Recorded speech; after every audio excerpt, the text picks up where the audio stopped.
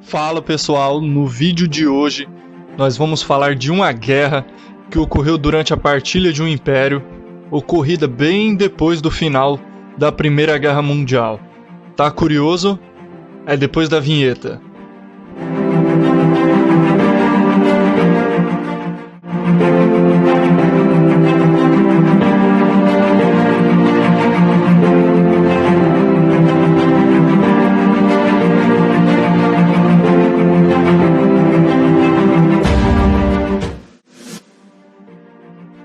A Guerra Grego-Turca de 1919 a 1922, também chamada de Guerra da Ásia Menor.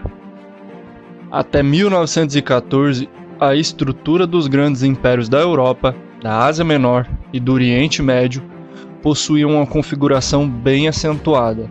O Império Turco-Otomano era um dos mais longevos e mais extensos da época. Com o fim da Grande Guerra, desfez-se o outrora poderoso Império Otomano, e Constantinopla foi ocupada pelo exército britânico. O Movimento Nacional Turco, partido político do general Mustafa Kemal, assume o poder na Anatólia, parte asiática do Império Otomano, mas o movimento não é reconhecido pelos aliados. O MNT é herdeiro dos Jovens Turcos, uma espécie de tenentismo que nasceu antes mesmo da aliança do Império Otomano com as potenciais centrais, o lado perdedor da Primeira Guerra Mundial, Império Alemão e Império Austro-Húngaro. Aproveitando a presumida fraqueza dos turcos derrotados, a Grécia, estimulada pelo primeiro-ministro britânico Lloyd George, célebre desde sua hábil condução do Império Britânico durante o Grande Conflito Mundial, demagogo e controvertido político, que conduziu a Inglaterra na maior parte do período da Grande Guerra. De origem não nobre, advogado de porta de cadeia, que fez sucesso por sua esperteza e audácia, por vencer o primeiro-ministro da Grécia, que era uma monarquia criada pelos ingleses em 1831, ocupado pela Casa Real dinamarquesa, Venizelos a atacar a costa turca da Anatólia, para tomá-la para a Grécia.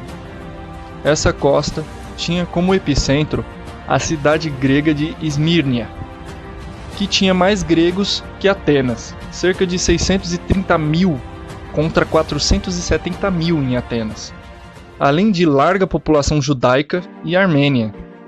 Os gregos estavam lá havia 2000 anos, e com a derrota dos turcos era a hora de tomar esse litoral para sempre. Mas Lord George estava errado. Os turcos, mesmo derrotados na Grande Guerra, eram formidáveis guerreiros e iriam defender com vigor a sua terra. A guerra durou 3 anos e foi um desastre para a Grécia. Pior ainda, a derrota da Grécia consolidou a República da Turquia e a liderança de Mustafa Kemal, que tornou-se o grande líder do povo turco.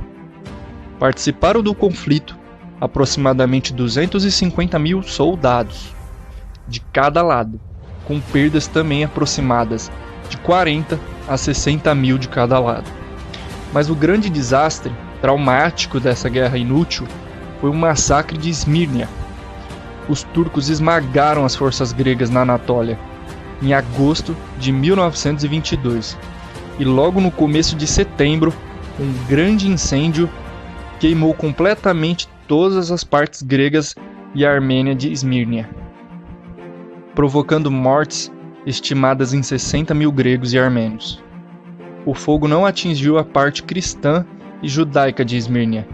O incêndio alegou-se que foi provocado pelos turcos, mas há versões também respeitáveis que foi acidental.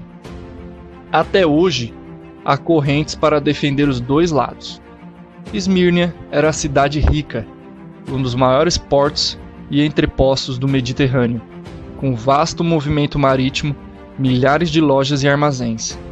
Durante e depois do incêndio, os turcos aproveitaram para saquear tudo o que tivesse valor no comércio e nas casas dos gregos e armênios, com os inevitáveis estupros e deportação de homens válidos para o interior da Anatólia. onde a maioria morreu logo de maus tratos, fome e doença.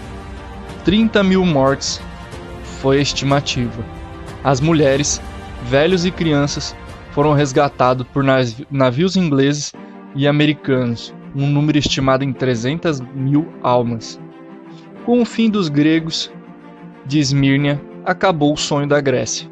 Os ingleses, surpresos e emparedados pela vitória turca, desocuparam a Constantinopla e, pelo Tratado de Lausanne, Inglaterra e França reconheceram a República da Turquia como Estado, superando o Tratado de Sèvres, assinado junto com o de Versalhes em 1919, que esquartejava o Império Otomano sem reconhecer algum Estado na Anatólia e legitimando a ocupação britânica da Constantinopla. A vitória turca contra os gregos, que tinham os britânicos por trás, foi um grande acontecimento geopolítico, fez nascer um Estado turco sólido, que a partir daí passou a ter um grande papel estratégico até hoje no Oriente Médio. Ao fim da guerra, os gregos, franceses, ingleses e armênios foram obrigados a reconhecer a independência da República da Turquia, recém-nascida, e a soberania dela sobre outras regiões da Trácia Oriental na Anatólia. Esse reconhecimento ficou selado no Tratado de Lausanne, como eu citei, assinado no dia 24 de junho de 1923, que não apenas delimitava as novas fronteiras da República da Turquia, mas também negociava com os países acordantes o domínio sobre outros territórios antes pertencentes ao vasto Império Turco-Otomano. A Guerra Grego-Turca é pouco lembrada até hoje. Esse conflito regional teve grande importância geopolítica, que se estende até hoje. Quando se analisa a Guerra Civil da Síria, é bom lembrar dessas raízes da história. É uma continuidade de eventos. O fim da comunidade grega de Esmírnia levou muitos desses refugiados para os Estados Unidos, onde reforçou uma já grande colônia grega. Gregos ilustres e famosos nasceram em Esmírnia, como Onassis. Esse conflito foi apenas o primeiro de uma longa série de conflitos que desde então dilaceraram o Oriente Médio. A primeira ideia oficial da criação do Estado de Israel também foi de Lloyd George, com suas eleições bancadas pela comunidade judaica de Londres, cujo líder era o Barão Rothschild. Foi o então secretário Foreign Office Arthur Balfour, em 1917, emitiu a Declaração Balfour, que pela primeira vez, em documento diplomático, reconheceu a necessidade de criar um lar judeu na Palestina. Foram acontecimentos atrás de acontecimentos que foram destruindo, aos poucos, o Oriente Médio. Se você curte esse estilo de vídeo, é fã de história assim como eu, se inscreve no canal, ativa o sininho das notificações, curte e compartilha esse vídeo para continuar trazendo mais conteúdo para o canal. Obrigado por terem assistido e até a próxima.